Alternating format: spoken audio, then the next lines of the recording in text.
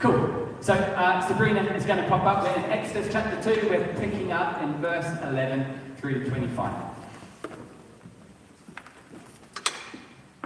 So, many years later, when Moses was grown up, he went out to visit his own people, the Hebrews, and he saw how hard they were forced to work. During his visit, he saw an Egyptian beating one of his fellow Hebrews. After looking in all directions to make sure no one was watching, Moses killed the Egyptian and hid the body in the sand. The next day, when Moses went out to visit his people again, he saw two Hebrew men fighting. "Why are you beating up your friend?" Moses said to the one who had started the fight. The man replied, "Who appointed you to be our prince and judge?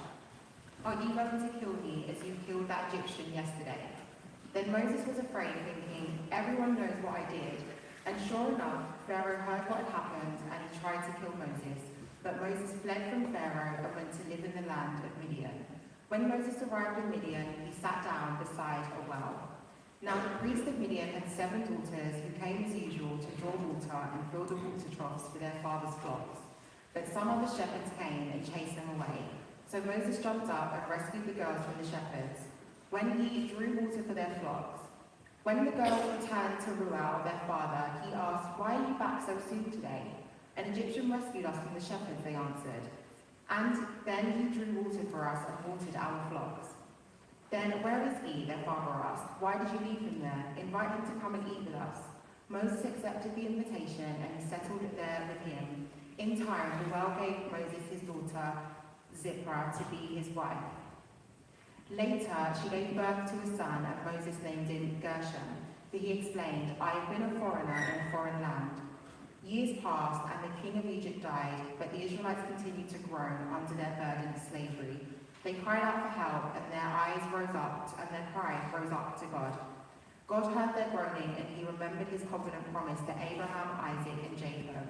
He looked down on the people of Israel and knew it was time to act. Brilliant. Great. Okay, so guys, this term we are going through the book of Exodus. We're going through chapters 1 to 18, all the way up to Moses gets to the bottom of Mount Sinai. And I think it was Augustine once said, he said, "The gospel is shallow enough that a baby can't drown, but it's deep enough that an elephant can swim." There's a whole lot in there, but I really hope and pray that's the case for this series. That wherever you are, whether you've come here for the first time, whether you know Jesus, whether you don't, whatever is going on, God is going to use this series to speak directly into your life, your circumstances, your situations, and your struggles, whatever you're going through. As Benita said, prayer week, can I just say massive thanks to Benita and Heather for all of the videos. It's been fantastic this week.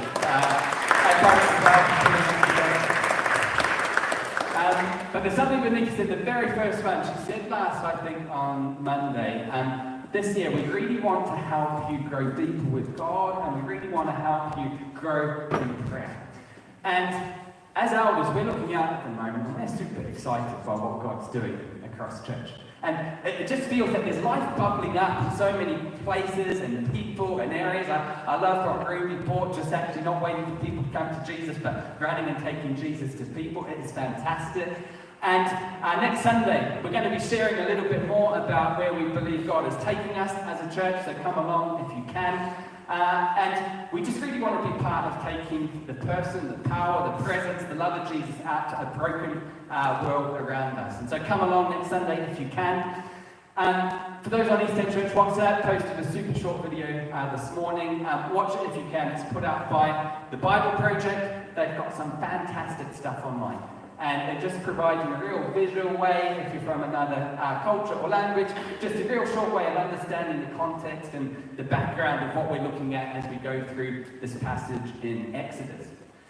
Now, Bible is full of characters. Bit of Bible trivia, there are over 3,200 different people named in the Bible.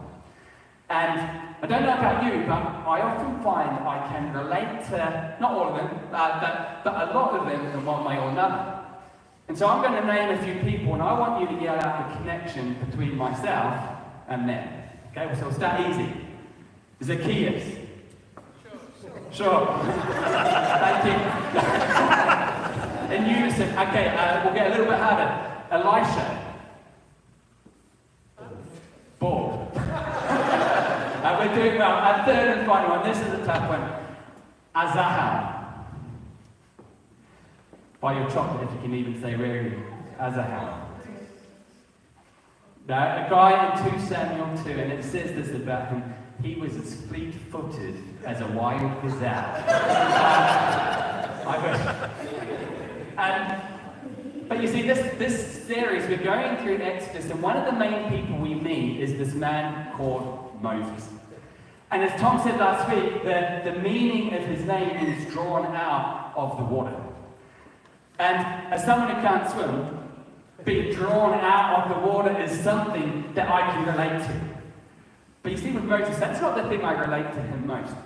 The thing I relate to him most is this fella went up and down Mount Sinai 7 to 8 times. This is a guy who loved climbing mountains.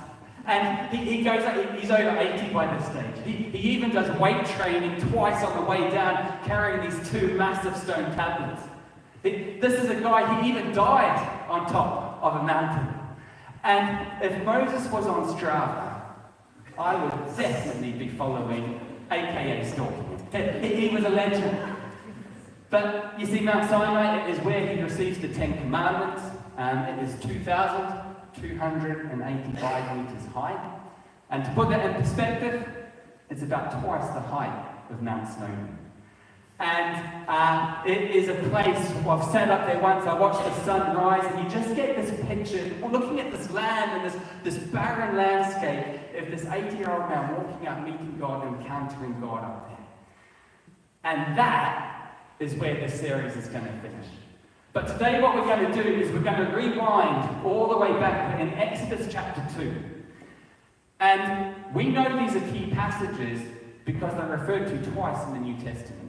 Primarily in the book of Acts. Moses, he is now a man. He is 40 years old, so he's about my age. And we read that in this passage, it's full of action. You've got a murder, you've got an escape, and you've got this rescue. And what we're going to do through this passage is we're going to look at questions which I know every single one of you asks.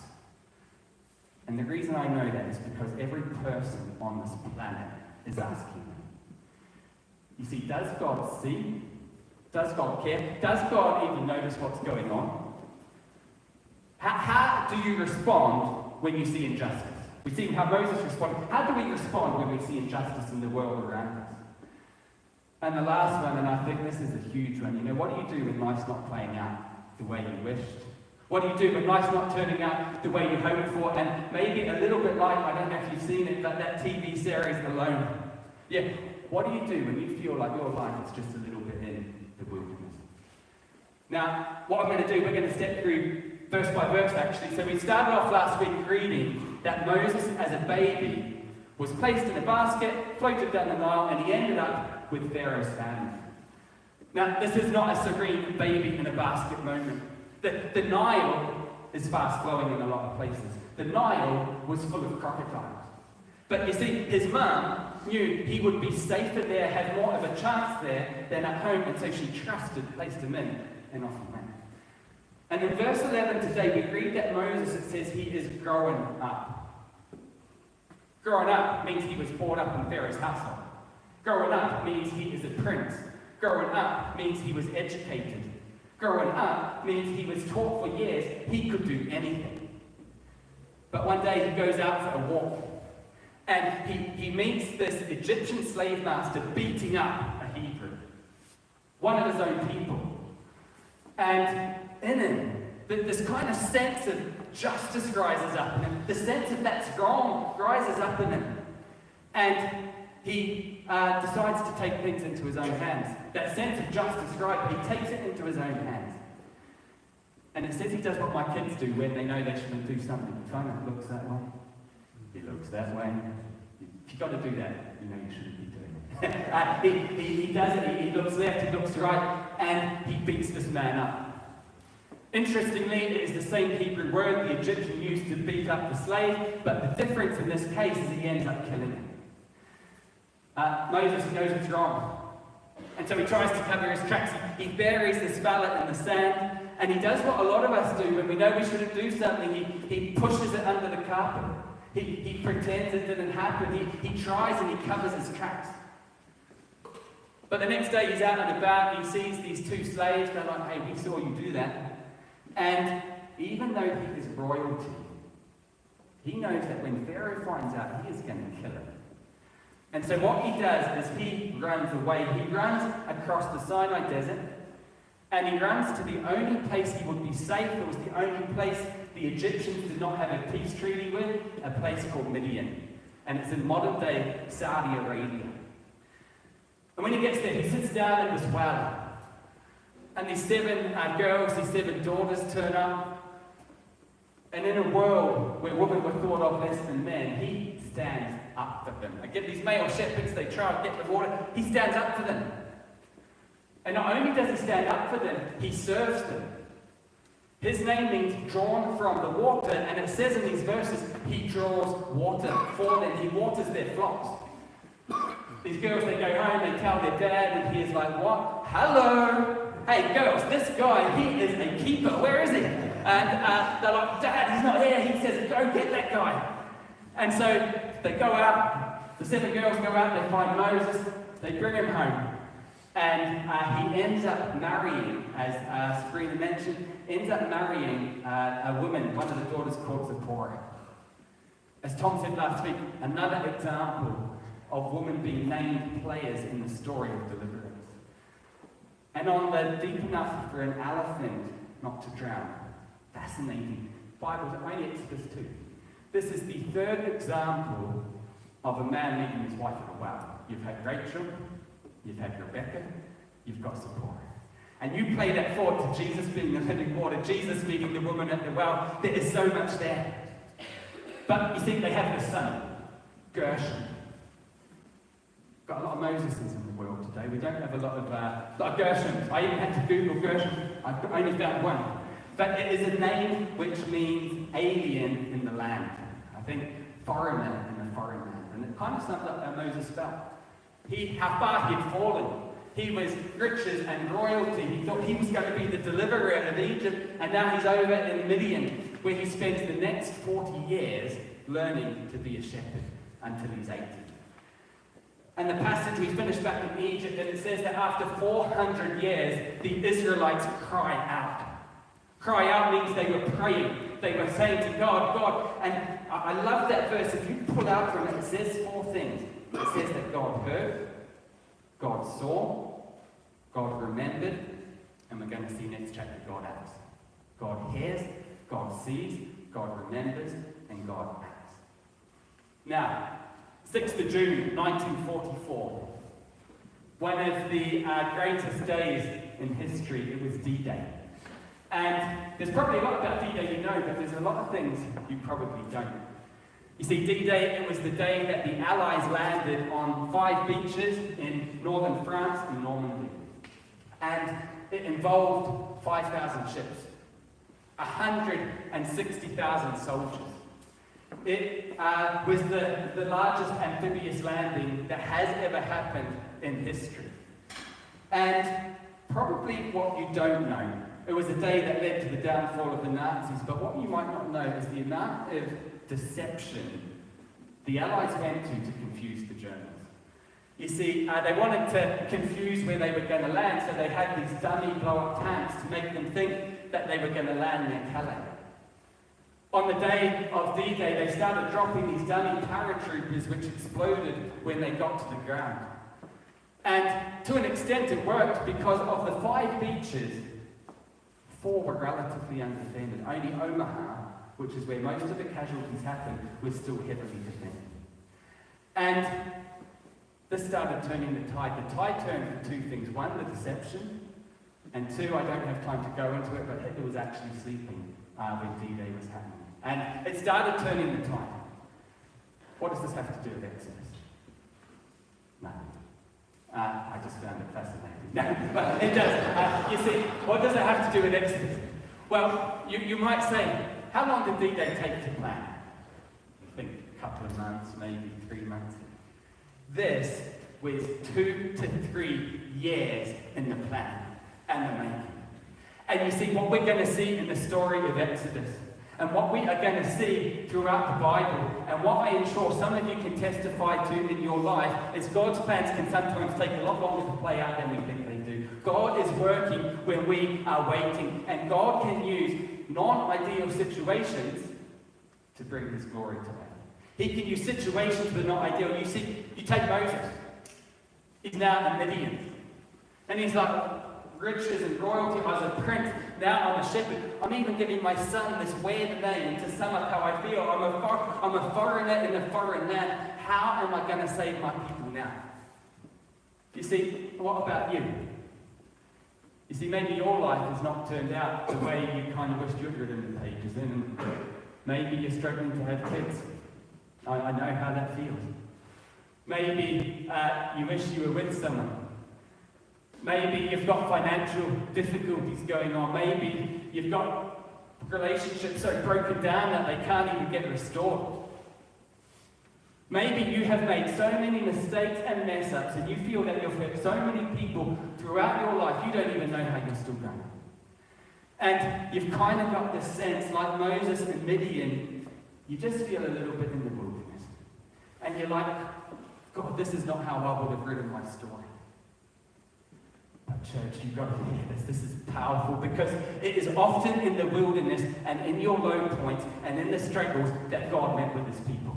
It was in the wilderness that He met with people. Genesis 28. Jacob encounters God in the wilderness. You go to 1 Kings, Elijah, God speaks to him in the wilderness. John the Baptist, where did he meet Jesus? In the wilderness. You've got Paul. He spent 3 years in the wilderness learning about God, growing about God. It is in the wilderness and those struggles where God comes. And this morning, you might be feeling like that. You might be struggling. But you need to know that whatever life is throwing at you, you come to a God who knows what it is like to be alone. You come to a God who knows what it is like to leave a throne of heaven like Moses and end up in a foreign land. You know what it's like to come to a God to be misrepresented, to struggle. That is who we come to. His name is Jesus, and that is freedom and power as we sang in the name of Jesus. And in your waiting, and in your struggles, I'll tell you what, God is working. And you see, I don't know what your wilderness is, you fill in that gap, but what I know, like the Israelites, is God sees.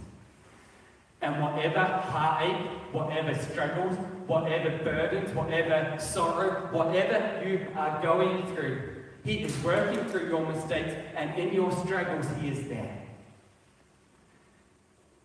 You see, He suffered and bled. He's already come to your rescue. There is going to be a day when He makes all things new. There is going to be a day when the pain of this world disappears.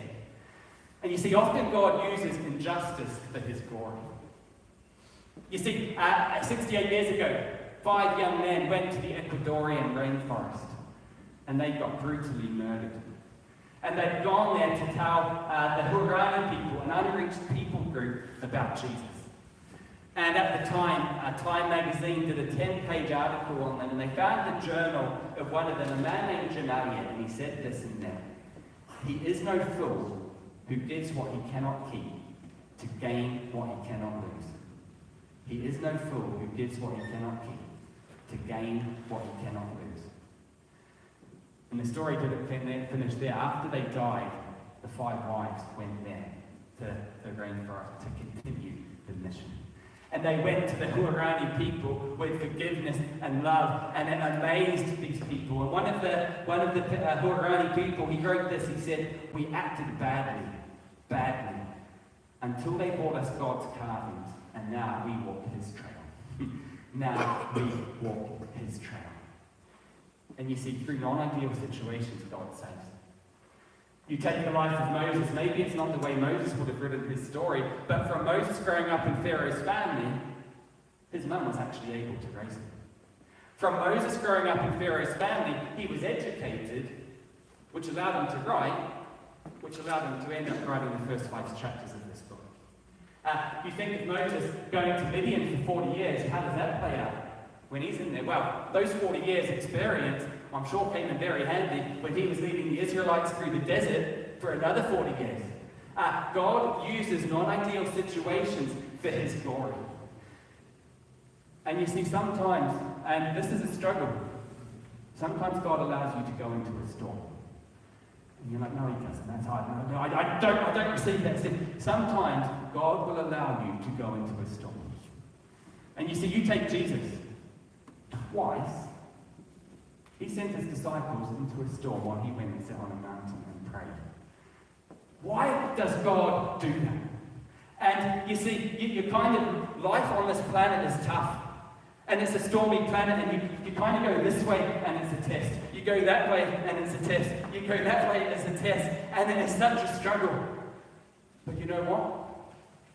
Sometimes God wants to send us the best way for the best test, so we can face the next test in the best way.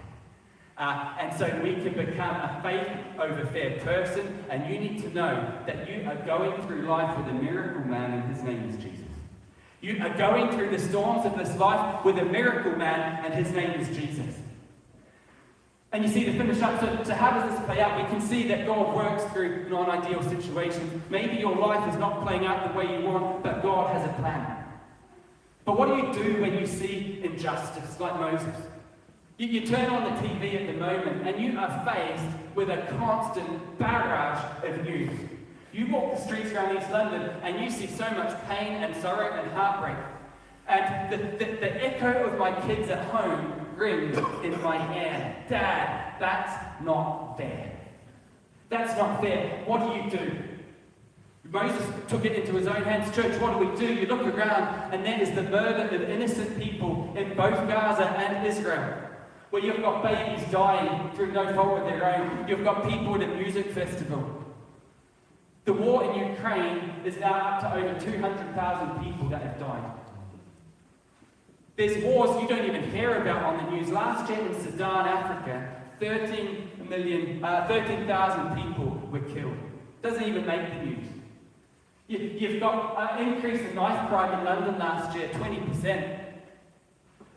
There were 27 million people trafficked in the world last year, including 3 million children. There is sex trafficking, there is still slave trafficking, and some of that, church, that is on our doorsteps as well. There's stuff going on, and it's not good. And you're like, that is wrong. What do we do? You've got housing issues, there's fertility issues, there's relationship issues, there's cost of living issues, there's family breakdown issues, and you're like, God, where are you? What do I do? How can I help? God, where are you in my situation? I take it down a level, take it to my life. And I look around, and there's times where I've been misrepresented, or stuff might be said about me I know is not true. And like Moses, you get this sense, I need to sort this out. I want to make things right. I want to get my story across. And I haven't got this perfect. But what I'm trying to learn and tell myself is true justice and true peace comes from one place. True justice and true peace comes from one place. And the world will tell you that there's many ways to justice. Go through the courts, do this, do that. But that's fine. Church, the world will tell you there's many paths to peace. Sign a peace treaty, have a ceasefire. But the way to justice and the way to peace is a person. And his name is Jesus. You see, his name is Jesus. And East End Church, we're going to finish here and pray, but the place we need to get to is like the Israelites, on our knees. The place we need to get to is on our knees, because I believe the UK needs to see a change. I believe East London needs to see a change. I believe we need a spiritual awakening across us as a country and us as a city. I believe we need to see a heart change. But the only way a heart changes is when Jesus comes and he takes us from death to everlasting life. A heart changes when it is arrested by the power of the Holy Spirit. A heart changes when the fruit of the Spirit comes. And when it does, we stand for justice, we go for justice, we stand in the gap. We're not going to be a church, apologies if this is what you're looking for, where we put lots of programs on just to fill up a week because that's what churches do. No. We're going to be a church that runs to people and takes the power and the person and the presence and the love of Jesus to the people that will not naturally walk into this room. That is the church we're looking to build, and we're going to help equip you, pray for you, and through the power of the Holy Spirit enable us to do that. And you see, I could go on, but I'm going to stop here because I want us to quickly respond together. I don't think you can read this passage, you can look at the injustice. And like the Israelites, not have a heart in you just saying, I want to cry out on behalf of my city. I want to cry out on behalf of my friends. I want to cry out on behalf of my family. And the place that starts, what can you do? It starts on our knees. It starts on our knees. Because today, as we've seen God see, God hears, and I'll tell you, I believe God is going to act. I know God is going to act. And so what we're going to do, church, maybe Matt and Rach, do you just want to quickly come and just, we'll probably finish off a super quick song at the end, but I just want us to, I'm going to kneel. Sit where you are if you want to kneel. I just want us to kneel as a church and the power of praying together. And I just want us to pray and cry out for justice. I want us to come to the miracle man Jesus who can do things which we can't. And so they're just going to play behind me. And we're going to pray. We're going to cry out as a church. And then we'll just finish up and see what God does. So sit if you want, stand if you want, kneel if you want. But church, let's come together and pray for our city.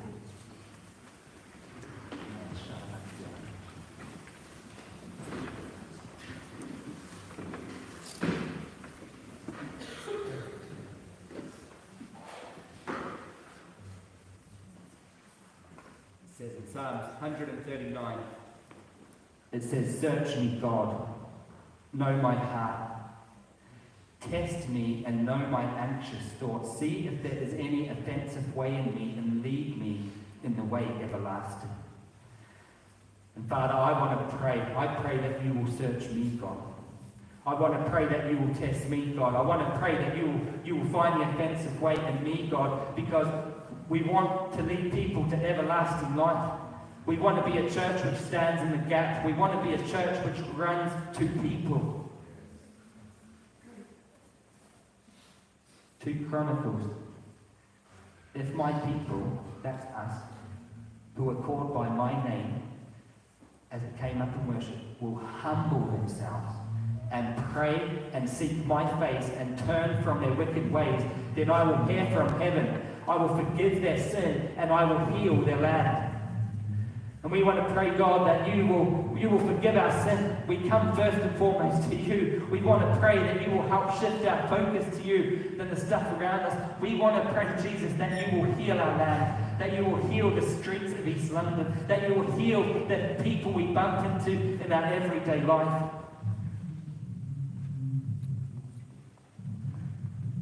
Lastly, in Ephesians 5, it says this: "Wake up, sleeper.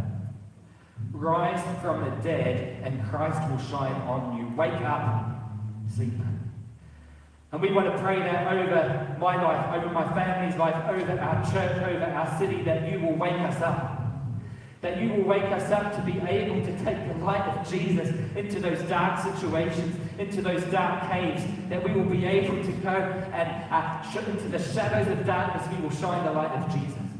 We want to pray that you will stir us as your church and your people to rise up, to wake up.